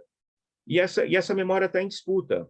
Então, eu queria te perguntar se você concorda que dá para a gente... Existe o lado da memória mítica, claramente que você está incluindo a questão do Rabino Sobel, mas eu diria que a questão... Assim, me interessa menos a questão individual dele, de como ele se colocou, e mais a questão de como a comunidade celebrou esse lugar e tornou isso uma memória étnica, eu gosto do termo étnico, uma memória étnica muito importante para a sua memória.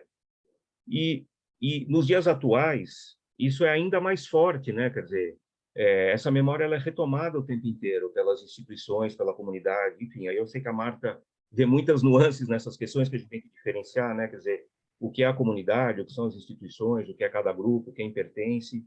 Mas queria saber de você se você concorda com essa maneira de olhar isso como uma memória em disputa. No caso das instituições, eu diria que se a gente for pensar no padrão delas durante o período da ditadura militar, talvez ele não seja tão diferente do que é o padrão hoje. E eu acho que a gente tem agora, infelizmente, tempos atuais para pensar como as instituições atuam institucionalmente, e talvez a gente entenda melhor no sentido de compreender como pesquisadores, né? Entenda esse padrão dos anos da ditadura. E aí eu acho que tem um lado interessante que também o Sérgio tocou, que é como esses períodos eles provocam uma espécie de intensificação das atividades comunitárias internas. Então, aí a gente pode entender que muitas atuações internas da comunidade ganham um certo espaço, entre aspas, de algum tipo de autonomia, quer dizer, porque quando o Sérgio fala, bom, mas o movimento sionista, sim, o que importava para a ditadura o movimento sionista? Se bem que depois teve a questão do voto antissionista, então tem muitas contradições do período, né? Mas eles não estavam desafiando, eles não estavam enfrentando a ditadura, né? Mas eu acho que acontece nesse período uma espécie de hipertrofia da própria comunidade. Ela tem uma vida para dentro, ela aumenta essa vida para dentro. Então, se a gente for olhar as atas desse período de algumas entidades, evidentemente, a gente não vai encontrar na ata da Hevra Kadisha a pressão que a ditadura fez sobre a Hevra para apressar o enterro do Vlado para não abrir o caixão. Isso não vai estar registrado na ata, mas talvez o padrão das atas mostre para a gente o quanto as entidades estavam vivendo uma vida muito mais interna e, vamos dizer, descolada do que estava acontecendo na realidade do país, né? Enfim, queria fazer esses comentários. E como o Sérgio e a Marta tocaram na questão da Argentina, na Argentina foi feita uma comissão específica com levantamento do número de mortos judeus e um vasto relatório, está publicado isso, publicado como livro, inclusive, e ali também existe uma disputa de memória forte. A gente teve uma palestra há uns 2 anos atrás, Marta, sobre isso, não me lembro o nome da pessoa. Existe uma disputa de memória, existe até uma discrepância no número de mortos judeus, que não é pequena, com um lado, vamos dizer, de uma esquerda que não quer atribuir hoje uma motivação judaica, que é a tua discussão, e outro lado que quer... Então, existe uma disputa dessa memória também dentro da esquerda. Enfim, queria te ouvir, eram só esses comentários. Obrigado, Bia. Queria muito agradecer pelo debate, assim, às vezes eu me ressinto muito de ter pessoas como vocês para dialogar. Então, essa Marta aqui... Teu microfone está muito baixo, Beatriz. Vou chegar bem pertinho. Agora voltou. Queria muito agradecer pelo debate. Assim, por muitas vezes eu me ressinto de não ter pessoas com quem eu possa conversar sobre essas questões. Então, peço a Marta que, se ela puder me incluir nessa lista de e-mails das palestras de você, eu vou ter o maior prazer de estar aqui com vocês outras vezes. Vou começar de trás para frente, pelo Rony. Eu vi essa foto do Rabino Marcelo Hickner. Eu acho que ali o que fica muito claro, não foi alguma coisa que eu investi fortemente, mas fica muito claro que é muito mais uma ação da CIP indo, mas depois você vê uma clara disputa de trajetória, vamos dizer assim, o Sobel querendo fazer um trajeto solo, né? E por isso que eu quero muito conversar com o Rabino Gretz, eu quero muito... Ele às vezes me pergunta para mim, mas o que eu vou poder te contar? Mal sabe ele que eu acho que ele vai poder me contar muita coisa, que eram um pouco esses bastidores de como tudo estava acontecendo. Acho que a ideia de... que o Marcos Shor levanta, judeus comunistas judeus, exatamente responde essa minha questão da ascendência judaica, que é essa noção para todos eles. Eles são, primeiro de tudo, militantes e depois eles são judeus, e muitos nem se colocam como judeus nessa questão, mas eu acho muito curioso a família Grabois, quando vai procurar uma escola segura para o neto que ficou, né? Para o Igor, ela escolheu uma escola judaica que é fruto do que é fruto também dessa separação do Yiddish e do hebraico, e que eu já ouvi narrativas que é fruto do 20º Congresso do Partido Comunista, quando quem acredita fica no Shalem Aleichem e quem não acredita rompe e vai fazer a escola onde eu estudei. Enfim, então eu acho que o Herzog e a Olga podem se assemelhar nessa questão. Se tem uma memória em disputa, esse número da CONIB, o meu artigo nesse número da CONIB, ele se destoa completamente, porque o que o meu artigo está dizendo assim, olha, vocês não fizeram nada, entendeu? Essa gente aqui não tem nada a ver com vocês, elas nem consideram vocês como alguma coisa. Mas eu achei muito bacana do Henrique ter me convidado e ter bancado que o artigo tivesse saído ali.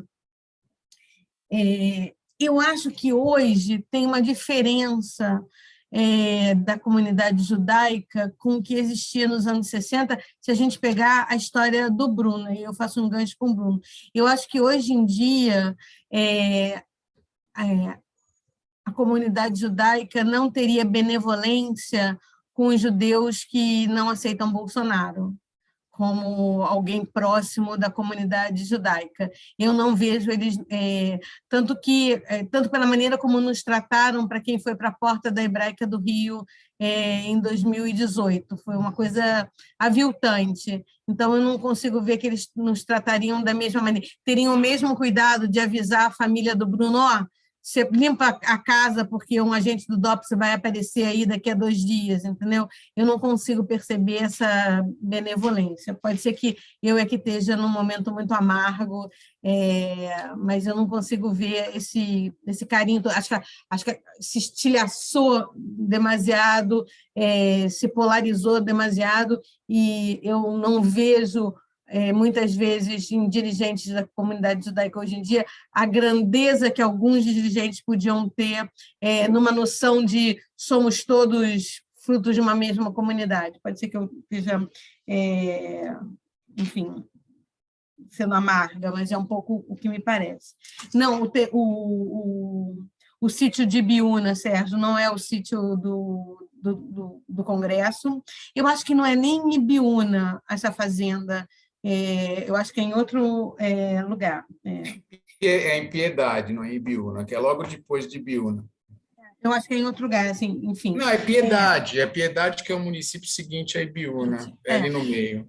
Eu acho que, se a gente pensar muito sobre a questão da perseguição aos judeus comunistas, aos comunistas judeus dos anos 20, 30, e os que foram dos anos 60, 70, para mim, como historiadora, e uma pessoa que se dedicou muitos anos arquivos, uma coisa que é muito importante é ver essa documentação nos arquivos.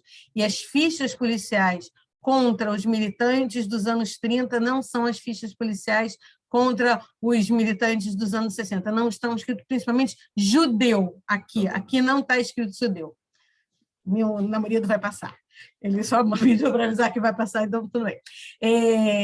Então, não tem essa dupla posição, por isso que eu não acho que dá para se assemelhar a essa documentação. Então, na documentação, nas fichas do DOPS dos anos 60, não tem essa conotação antissemita que você via nos anos 20 e 30. Eu acho que é importante da gente ver. Eu não sei como responder essa questão do Vargas, porque o Laffer, eu trabalhei muitos anos com o Dr. Celso Laffer, é alguém que eu tenho um carinho gigantesco, e mesmo o Mindlin, que me deu várias boas entrevistas, eles tinham uma noção de serem brasileiros, judeus.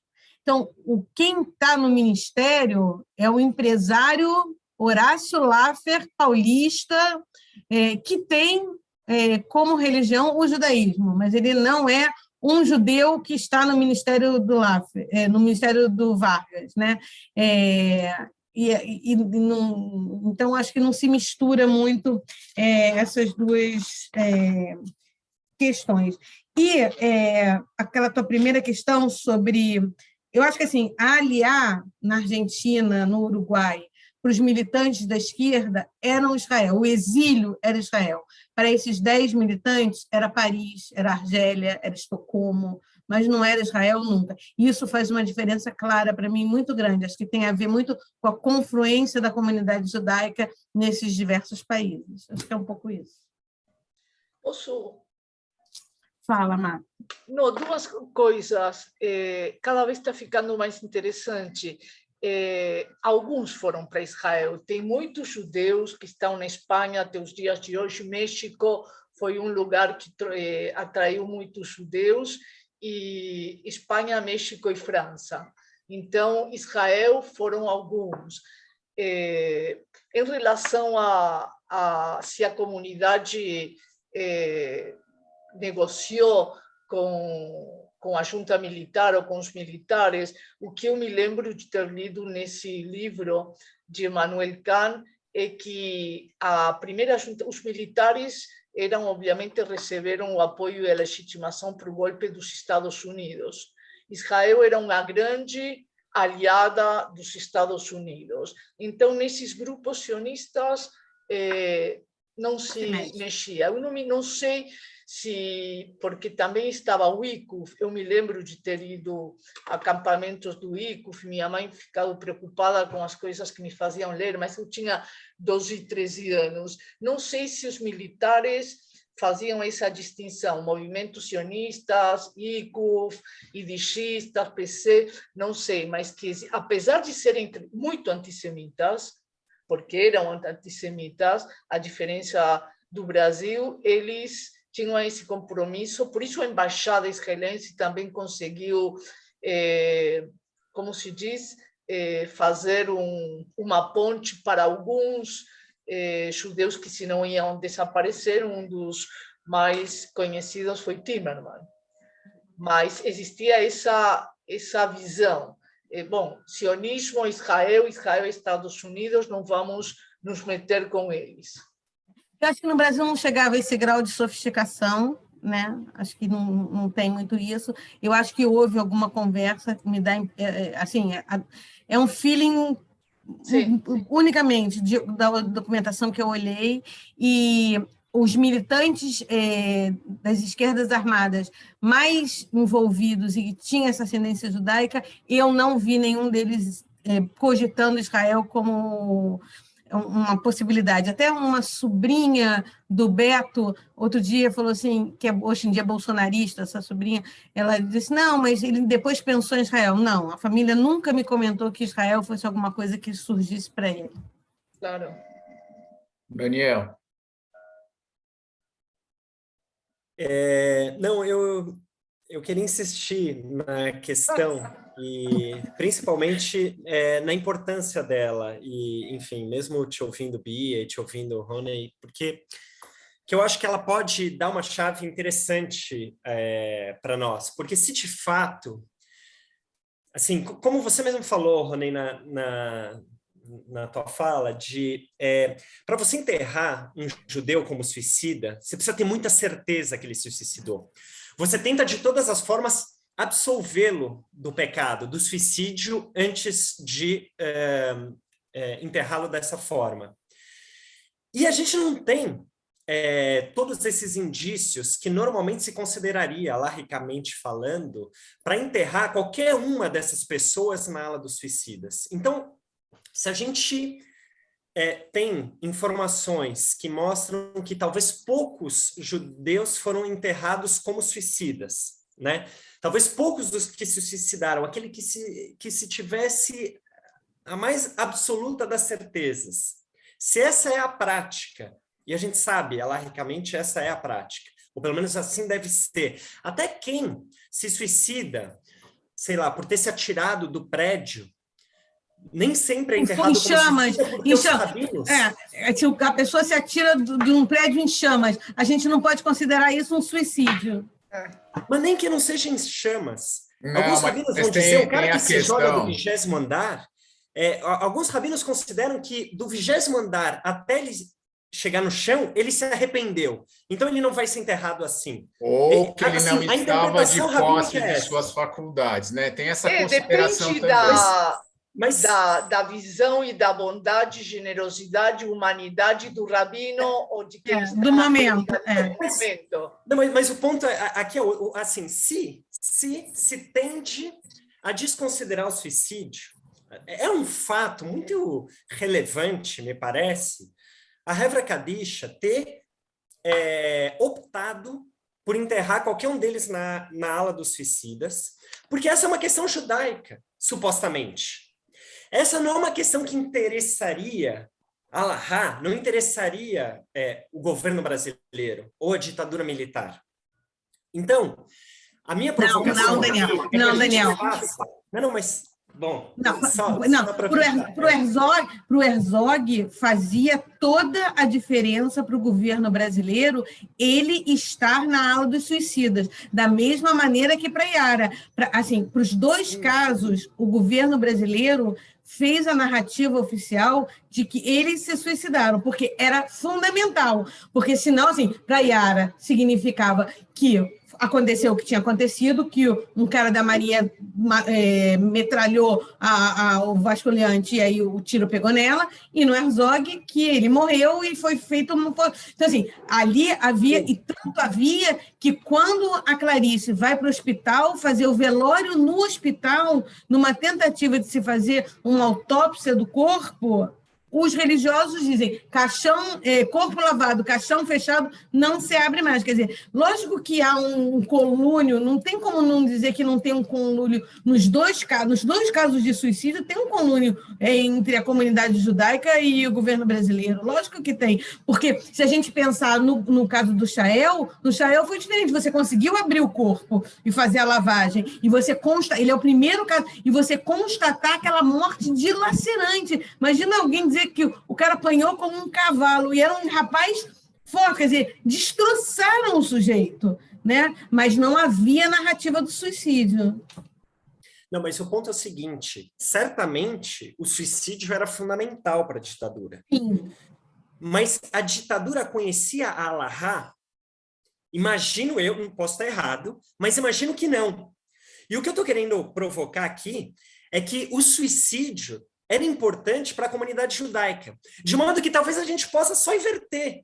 A questão que a gente fez, ou que o Marcos Shormaio fez, comunistas judeus, judeus comunistas, ou judeus brasileiros, você trouxe, né, Bia? Judeus brasileiros, ou brasileiros judeus, que foi direcionada a esses 10, talvez a gente devesse direcionar a Hevra Kadisha, ou aos rabinos, ou todos aqueles que optaram, ou que quiseram, ou estimularam que o enterro fosse feito como suicidas. Porque talvez esse sim, e aí toda aquela discussão sobre ditadura militar brasileira, que alguns têm insistido que a gente chame de ditadura civil-militar brasileira, possa nos instigar a se perguntar se eles, se a Hevra Kadisha e quem está junto, não seriam, eles sim, brasileiros judeus, mais do que judeus brasileiros, porque adotaram uma narrativa e reinterpretaram à luz da Allahá, que quem tinha conhecimento eram eles e não o governo militar, querendo com isso dar uma destinação para aquele corpo, ou para aquela história específica, a qual eles não eram cobrados de fazer. Isso que eu acho importante. Por isso, todas essas perguntas que têm a ver com a prática, tal qual ela vinha sendo feita, e com a mudança na prática, à luz de uma narrativa do governo, me parecem relevantes.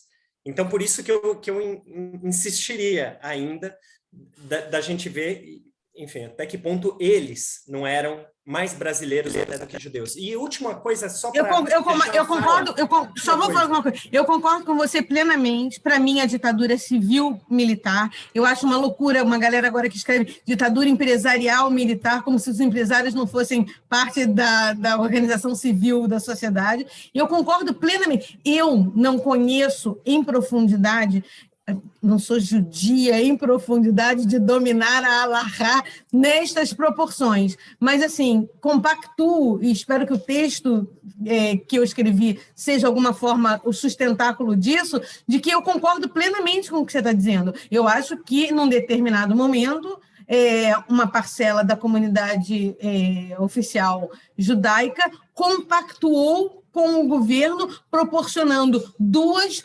narrativas falaciosas sobre dois militantes importantes da comunidade brasileira, a Yara e o Herzog, que eram judeus, foram ser enterrados num cemitério judeu, e a comunidade judaica não questionou. Os dirigentes da comunidade judaica acataram.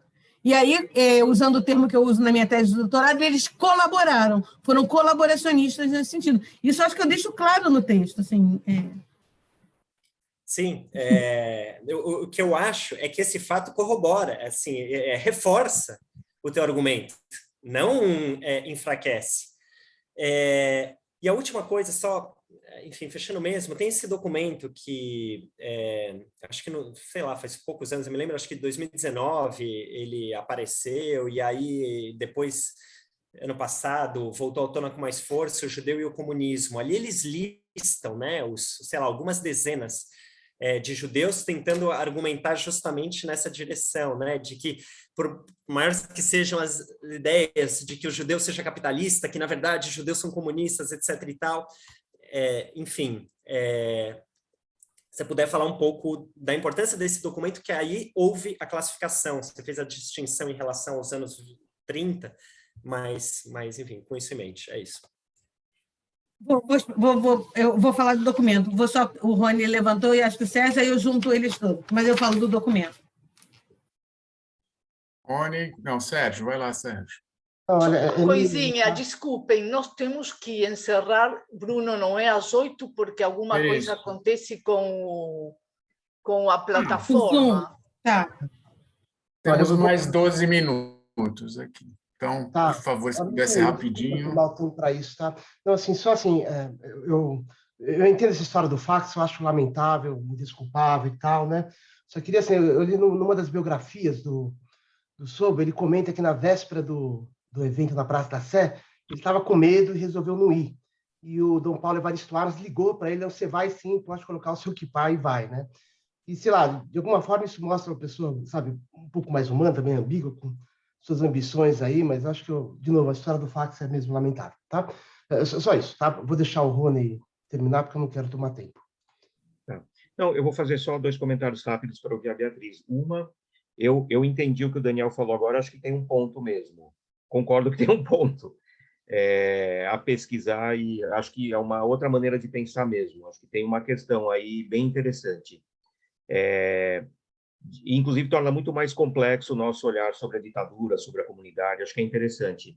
Mas eu só queria chamar a atenção para uma coisa. No mesmo ano, teve o teve o voto antisionista, quer dizer, eu acho que o episódio do Herzog, ele faz parte, quer dizer, a gente tem que olhar ele hoje com uma configuração maior. Então, no mesmo ano, teve o voto antisionista e uma reação institucional da comunidade judaica. Aí sim a gente pode dizer da comunidade e das instituições, com um evento muito expressivo no AMB, que a própria memória democrática lembra como um ato antiditadura, não é só a comunidade judaica que celebra, e ali sim houve uma participação institucional. E eu acho que, então, quando a gente olha para isso, eu acho que a gente tem que ver desse lado mais amplo, porque eles têm uma proximidade de data que não dá para a gente desprezar, quer dizer, inclusive é o mesmo ano. Então, é interessante isso, Daniel e Bia, quer dizer, eu acho que a gente tem que olhar para tudo isso de uma maneira realmente mais complexa e incluir os dois 75, né?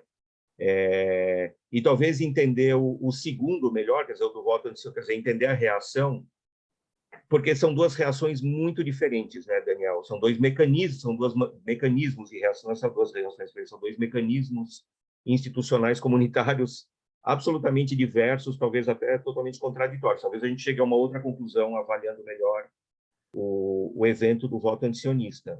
Mas ele foi público, né? Ele contou com figuras públicas da luta democrática brasileira na época, não só da comunidade. Enfim, só queria comentar isso. Acho que é interessante, mas mostra como esse período, realmente, essa história ainda tem que ser pesquisada e escrita e mais do que tudo, compreendida com outras chaves, né? Então, Daniel, assim, eu sei exatamente do ponto que você está tocando, enfim, eu espero que meu trabalho esteja contribuindo para pensar nessa questão. Esse documento dos judeus comunistas, assim, ele é um documento isolado, porque quando você trabalha muitos anos no arquivo, não dá para você pensar num documento e não entender a procedência e com o que ele se relaciona. Mas, por mais que ali houvesse essa relação, você não vê isso se desdobrando nos outros documentos que vão fichando as pessoas. E o Herzog, ele não vai ser chamado, ou a Yara não foi chamado, as outras pessoas, por serem judeus, ou nas fichas não está isso explicitamente das pessoas. Então, é nisso que eu chamo a atenção. Esse documento, ele existiu, houve, mas a gente tem que saber assim, quem fez esse documento, qual era o objetivo e qual foi a abrangência dele, porque nas outras documentações que a gente percebe, a gente não vê essa documentação sendo reverberada de outra maneira. Quanto à questão do Sobel, das falas, de que ele foi o Jaime Brenner, de quem eu sou amiga, enfim, Sérgio, ele fala bastante disso, que houve esse debate, que as pessoas disseram, não, você vai e tal, mas o Jaime passa o pano para o Sobel hoje em dia, diz, não, o Sobel decidiu que ele não vinha para o enterramento. Onde é que está? Eu, como historiadora, vou perguntar, onde é que está o documento, o bilhete, o telefonema, o telegrama que o Sobel escreveu para alguém dizendo que ele não decidiu não vir? E o problema não é ele não ter decidido não vir, o problema é ele ter a vida inteira dele, ter incorporado na biografia dele um fato onde ele não estava. Essa é a grande questão, né? E aí eu acho que tem a ver com o que o Rony falou, de que a comunidade se inchou para dentro e todo mundo lembra como eram as falas do Sobel no Shabat da CIP e como para aquelas pessoas que estavam lá isso era tão importante. Sim, mas o Sobel, ele queria um voo para fora da comunidade e como é que se deu esse diálogo? Assim, me interessa muito, Daniel, se rompeu ou não se rompeu a ralada, tudo isso me interessa. E eu acho que o caminho do texto correu muito por aí. Mas me interessa também entender essa figura, uma figura que hoje em dia está sendo ovacionada com um investimento grande num projeto, onde a gente está massificando, sepultando, marcando uma memória sem discutir essa memória, consolidando uma memória que ela precisa ser melhor discutida. E acho, Rony, que você tem toda a razão, a gente tem que pensar esse 75 de uma maneira mais ampla, enfim. Não é o que eu estou estudando no momento, eu estou estudando transição, estou estudando políticas culturais, enfim. Mas por isso que eu falei no começo que essa é uma pesquisa em andamento, porque cada vez que uma documentação chega, eu volto nela, eu volto a reescrever. É assim que as coisas... Que nem agora as Polagas, eu vou escrever de novo um capítulo. As pesquisas não nos largam, felizmente, né? A gente vai amadurecendo, elas também vão amadurecendo conosco. Mais uma vez, queria agradecer enormemente a vocês por esse papo, assim, gostei demais. Espero que a gente tenha outros. Bom, nós também agradecemos muitíssimo. Bia, foi extremamente interessante, muito instigante, e agradeço também o Rony. E, bom, agora entramos de férias nós também, retomaremos em setembro, temos que pensar como, com o Bruno, mas vocês vão receber o e-mail já com uma programação, ou se tiverem ideias do que a gente pode discutir, fazer no segundo semestre, podem escrever para mim, para o Bruno, para o Centro de Estudos Judaicos, e seria bom receber as ideias do que podemos fazer nesse segundo semestre. Me inclua nos e-mails, não esqueça de mim, vou gostar muito de receber e dar ideias. Tá bom, muito obrigado de novo, boa noite a todos. Obrigado, boa Obrigado, noite. gente. Obrigado, boa Mia. noite. Boa noite a todos. Pessoal, obrigado. Tchau, tchau.